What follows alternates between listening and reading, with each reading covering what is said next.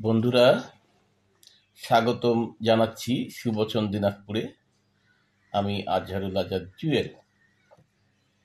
আজকেও আমি একটি বই নিয়ে আলোচনা করব। বইটির নাম অবেলায়। অবেলায়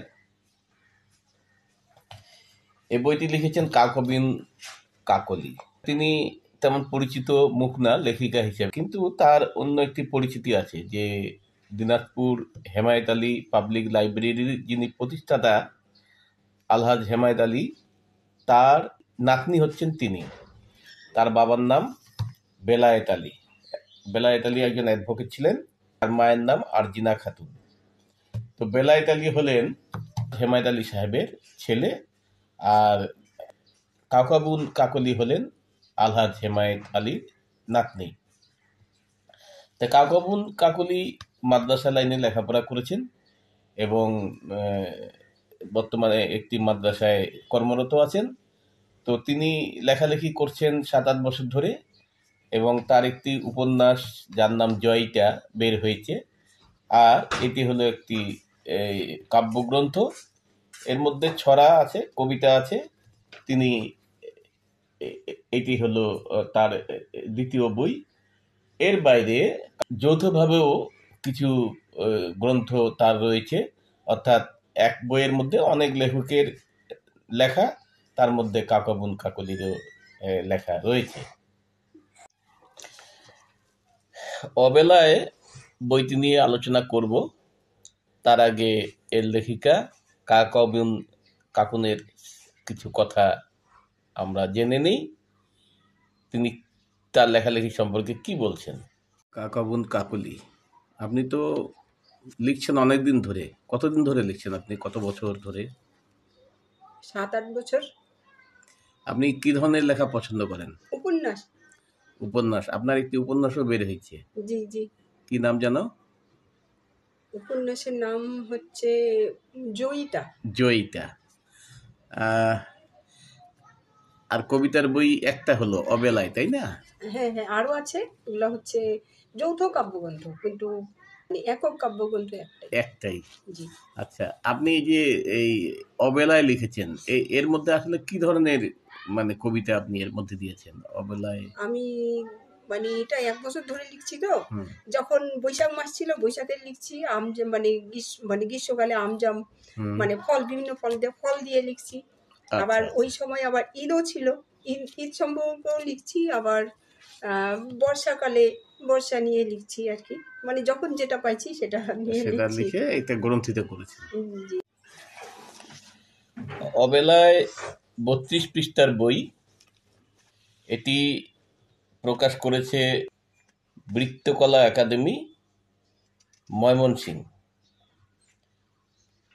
ঢাকায় তাদের অফিস আছে, মনসুর বুক বাইন্ডিং, বাংলা বাজার। সেখান থেকে বইটি প্রকাশিত হয়েছে 2025 সালের 21শে গ্রন্থ মেলায়। বইটির দাম রাখা হয়েছে 120 টাকা। সাদা কাগজে ছাপানো। বইটিতে রয়েছে 28টি কবিতা। এই 28টি কবিতার শিরোনাম একটু পড়ে শোনাই। বর্ষা, শিশুবেলা, অবহেলা, আশা, সৎমা, দুষ্টু ছেলে, চাষা, নীল, প্রেম মন, বসেক, ঈদ, দেশি, সুখ, গ্রাম, সময়, প্রকৃতির আলো, হাহাকার, বিলীন, চাঁদ, বিফল, আম, সোনা, উদাসী মন, অবেলায়, ফল, খোকার ঘুম, পাখি। অবেলায় বইয়ের মধ্যে যে কবিতাগুলো রয়েছে, কবিতাগুলো নানান বিষয় নিয়ে লেখা। যেমন বর্ষা নিয়ে লেখা হয়েছে, শিশু বেলা নিয়ে লেখা হয়েছে, এবং লেখিকা নিজেই বলছেন যে যখন যেটা আমি মনে হয়েছে আমি সেটাই লিখেছি, এবং সেটার এই সংকলন হলো এই বইটি অবেলায়। তো বইটি ছাপার মান খুব একটা ভালো হয়েছে বলা যাবে না। বইটিতে সাদা কাগজের ছাপা। বর্তমানে ছাপার যে কোয়ালিটি, সেই উন্নত মানের মানে ছাপা একটা খুব একটা হয়েছে এটা আমার মনে হচ্ছে না আর কি। তারপরেও আমি অভিনন্দন জানাবো যে একটি বই হয়েছে এবং এই বইটিতে কিছু লেখা আছে এবং সেই লেখার মধ্য দিয়ে আমরা হয়তো লেখিকাকে আরো উৎসাহিত করতে পারি যে তিনি আর আগামী দিনে আরো ভালো বই প্রকাশ করবেন। তা আমি লেখিকার একটি কবিতা পড়ে শোনাচ্ছি। কবিতার নাম প্রেম মন। প্রেম করছি মনের সাথে, কতই না প্রেম খেলায়, জীবনটাকে সাজাই বসে জীবন নদীর ভেলায়।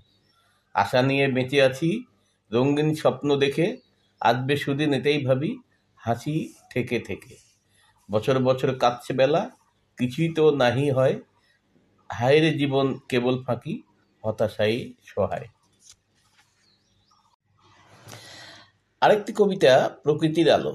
ঘুম থেকে উঠে ভোরের সূর্য দেখি, কি যে অপরূপ কি সুন্দর সে কি, মন ভরে যায়। সকাল হলে পাখি আর পশুর ছুটাছুটি, তাদের কি সুন্দর দেখে মন ভরে যায়। গাছে গাছে আছে কত পাখপাখালি, ফুল ফল দেখে প্রাণ হয় ভালো, মন ভরে যায়। আমার মনটা শুধু তাই এই দেখে, সারাদিন শুধুই স্বপ্ন এঁকে মন ভরে যায়। এবার বেশি আলোচনা নয়, বইটি খুব বেশি বড় বই নয়, ছোট বই, 32 পৃষ্ঠার। তো এই বইয়ে এই যে লেখিকার ছবি একবার দেখি এবং প্রচ্ছদ প্রচ্ছদ আগেও দেখিয়েছি, আবার দেখালাম। আগামী দিনে আমরা কাকলির কাছ থেকে আরো ভালো বই হয়তো পাবো, সেই প্রত্যাশা নিয়ে তার সকণ্ঠে এই বইয়ের নামে যে নাম অবেলায়, সেই অবেলায় কবিতাটি শোনার মধ্য দিয়ে আজকের এই সুবচন দিনাজপুর শেষ করছি। সবাইকে ধন্যবাদ। আগামীতে আবার দেখা হবে। আপনারা শুনুন কাকলির কণ্ঠে অবেলায় কবিতাটি। আমার কবিতার নাম অবেলায়। এখন বয়স হয়েছে, এখন শুধু বসে ভাবছি জীবনের বহুক্ষণ হারিয়েছি, পাইনি তো কিছুই। অনেক কিছু চেয়েছি, চাওয়া আছে এটা ওটার, মিটেছে হয়তো কিছু, মন বলে মিটেনি কিছুই।